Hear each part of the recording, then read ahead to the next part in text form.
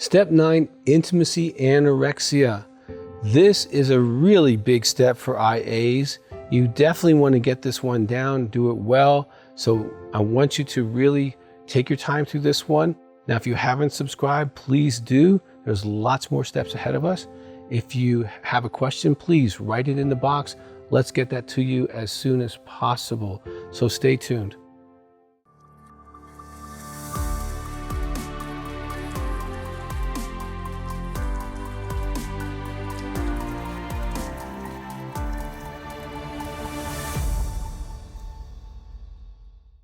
Step 9 for intimacy anorexia. This is critical. So I'm going to read the step and then we're going to take our time and parse through this.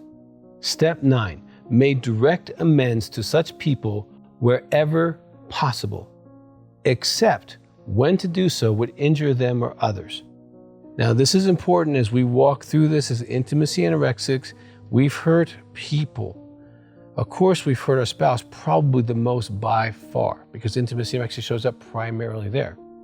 But you're a human being. Whether you're a man or woman, you've hurt other people as well.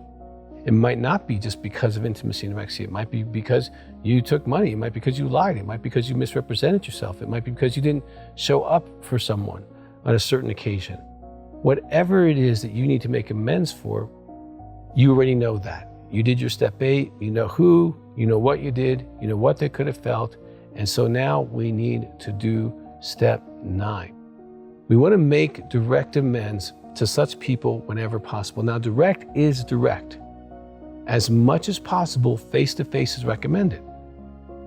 Now, if you're married, you're going to have to be wise about that. We'll talk about that in a minute. But direct is direct.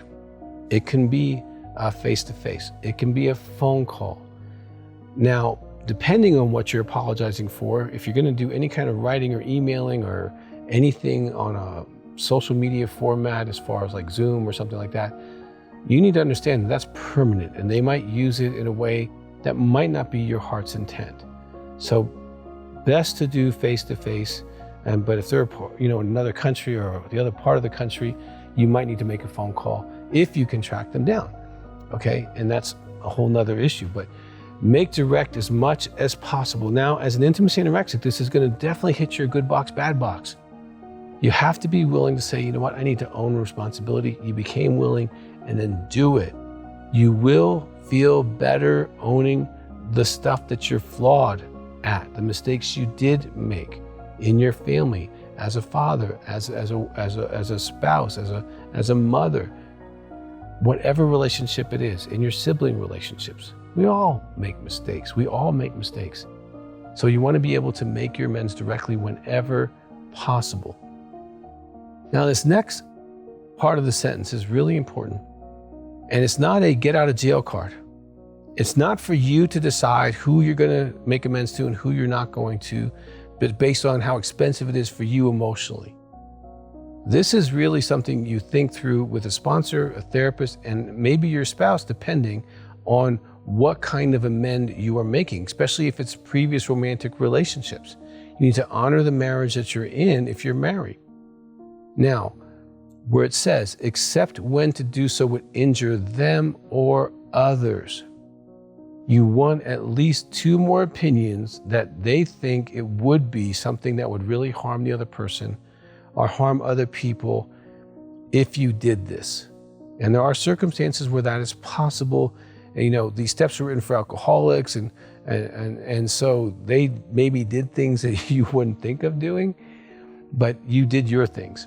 So that before you give yourself a get out of jail card, get 2 other opinions that yes, that person, you probably shouldn't make that amend. But you could still write a letter of amend to that person and then throw it away. You could do an empty chair thing where you role play, asking forgiveness of them or taking responsibility with them so that you are not avoiding the pain you caused.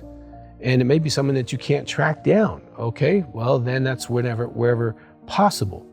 Then I would say, if you can't track them down, write the letter or do an empty chair thing so that you can look at the things you did on step 8 and you can check off that to the best of your ability, you made an amend in some way, fashion, or form about that. Now, lastly, I want to talk about outcome. Because some people go into recovery and, they think, well, if I do this, it's going to, reconnect the relationship. They're going to trust me again. They're going to like me again. That may happen. And sometimes it does.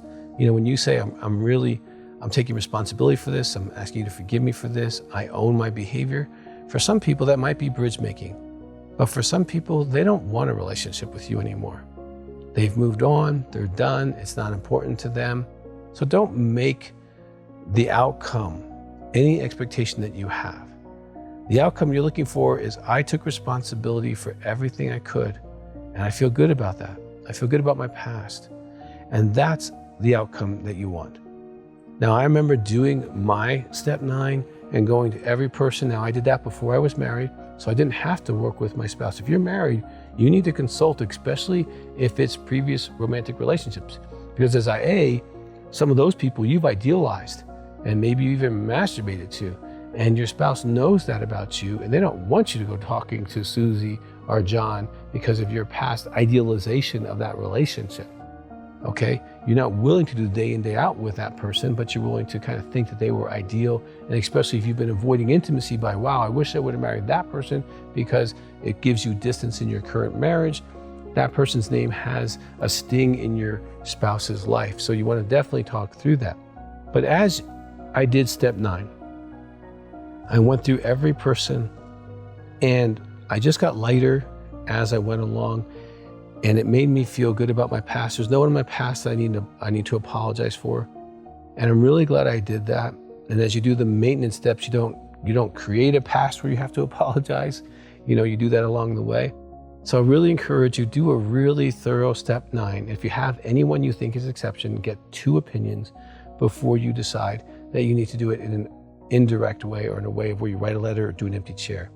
Step 9 is critical for your recovery, so please do a good job. If you haven't subscribed, please do that. And if you need to ask a question, please feel free to do that. We'll get back to you as soon as possible.